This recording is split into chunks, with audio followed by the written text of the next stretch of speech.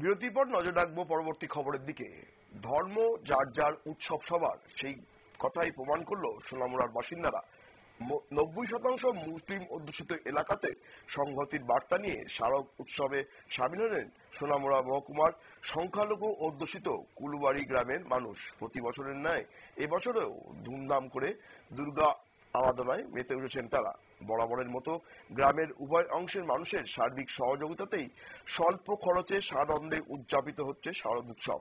এলাকার উভয় সম্প্রদায়ের মানুষ সম্মিলিতভাবে গত 30 বছর ধরে এই পূজার আয়োজন করে আসছেন, এমনটাই জানিয়েছেন উদ্যোক্তারা। পূজার সার্বিক সহযোগিতার বিষয়ে বিস্তারিত জানালেন বক্সনগর ব্লক পঞ্চায়েত সমিতির চেয়ারম্যান তথা ওই এলাকারই মেয়ে স্বপ্না নমো।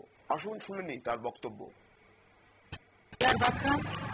সোনামুড়া মহকুমার মধ্যে এই সংগতি দুর্গা উৎসব বিগত দিনে হয়েছে, এখনো হইতে আছে।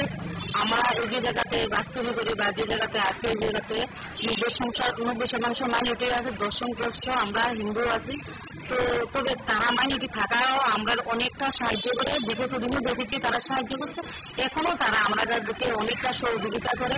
সন্ধ্যার সময় হলে, পূজার সময় হলে তারাও থাকে, আমরাও থাকি, তারাও প্রসাদ নেয়। নজর রাখবো পরবর্তী খবরের দিকে, তার আগে নিয়ে নেব ছোট্ট একটা বিজ্ঞাপন বিরতি।